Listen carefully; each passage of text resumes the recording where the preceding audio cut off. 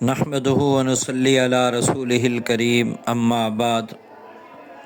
امام الانبیاء سید الاولین والآخرین محمد الرسول اللہ صلی اللہ علیہ وسلم نے فرمایا کہ مجھے اپنی امت میں سب سے زیادہ دو چیزوں کا ڈر ہے۔ مجھے اپنی امت میں سب سے زیادہ دو چیزوں کا ڈر ہے۔ پہلی چیز فرمایا ہوا، الہوا۔ ہوا کہتے ہیں کہ دین اور مذہب کے معاملے میں اپنے رجحانات کو دیکھنا، کہ جس طرف میرا رجحان ہے اس کو میں لے لوں،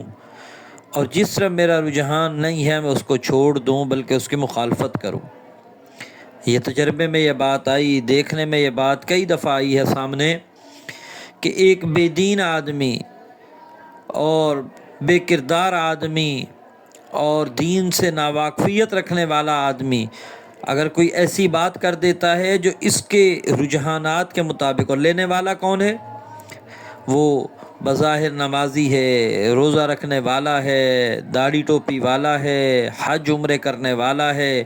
لیکن وہ بے دین آدمی جب اس کے رجحانات کے مطابق بات کرتا ہے تو اس کو بڑی جلدی قبول کر لیتا ہے، بڑی جلدی قبول کر لیتا ہے۔ اور دیکھنے میں دوسری یہ بھی بات آئی کہ دوسری طرف با کردار آدمی، علم والا آدمی، تقوی والا آدمی، عمل والا آدمی، وہ اس سے کوئی بات کہتا ہے اور وہ جو اس کے رجحانات کے خلاف ہوتی ہے، اس کی طبیعت کے خلاف ہوتی ہے، اس کے مزاج کے خلاف ہوتی ہے، تو پھر یہ اس کی بات کو قبول نہیں کرتا بلکہ اس کی مخالفت کرتا ہے۔ تو اللہ کے نبی صلی اللہ علیہ وسلم فرما رہے، مجھے اپنی امت میں سب سے جو زیادہ ڈر ہے وہ دو چیزیں ہیں، ان میں کہ ہوا، کہ مذہب میں دین کے معاملے میں اپنے رجحانات کو دیکھنا، یہ نہیں دیکھنا اللہ کیا فرما رہے ہیں، اللہ کے رسول کیا فرما رہے ہیں، مجھے قرآن و سنت کیا بتلا رہے ہیں، میری اس میں نفع اور نقصان کہاں ہے اور کہاں نہیں ہے، اس کو نہیں دیکھنا، اپنے رجحانات کو دیکھنا۔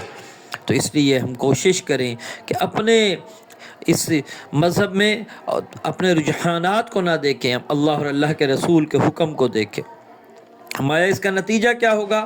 کہ یہ جو اپنے رجحانات کو دیکھے گا مذہب اور دین کے معاملے میں، یہ پھر بے دین ہو جائے گا، صراط مستقیم سے ہٹ جائے گا، جو ہدایت والا راستہ اللہ اور اللہ کے رسول نے بتلایا ہے یہ اس سے پھر ہٹ جائے گا،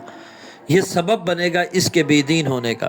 اور دوسری چیز فرمایا کہ دنیا کے معاملے میں لمبی لمبی امیدیں باندھنا،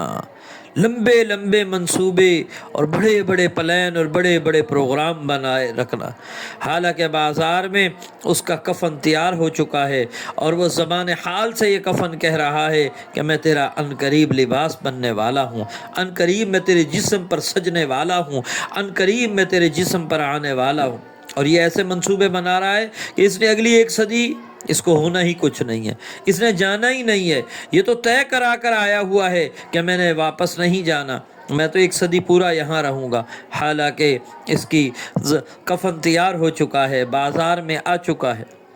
کسی کہنے والے نے کیا کہا، عجیب کہا کہ جب جنازہ جا رہا ہوتا ہے ان جنازوں کو دیکھ کر یہ تصور کیا کرو، تصور کیا بلکہ حقیقت بھی ہے کہ اس وقت یہ سوچ لیا کرو کہ جس سواری پر یہ سوار ہو کر جا رہا ہے، یعنی وہ جو کندھوں پر اٹھا کر لے کر جا رہے ہیں، تو اس سواری پر عن قریب میں بھی سوار ہونے والا ہوں، یہ جس گھر کی طرف منتقل ہو رہا ہے عن قریب میں اس گھر کی طرف میں بھی جانے والا ہوں، جس کوٹھڑی اور جس جگہ کی طرف یہ منتقل ہو رہا ہے عن قریب میں بھی منتقل ہونے والا ہوں۔ اب یہ جو لمبی لمبی امیدیں باندھتا ہے اس کا نتیجہ اور رزلٹ کیا نکلتا ہے کہ وہ آخرت کو بھول جاتا ہے، تو آخرت کے بھولنے کی وجہ سے تو اس سے یہ بڑا بڑا نقصان ہوتا ہے۔ تو اس لیے اللہ کے نبی صلی اللہ علیہ وسلم نے فرمایا کہ مجھے اپنی امت میں سب سے زیادہ ان دو چیزوں کا ڈر ہے۔ تو اللہ جل جلالہ امن والوں سب کو اس پر عمل کرنے والا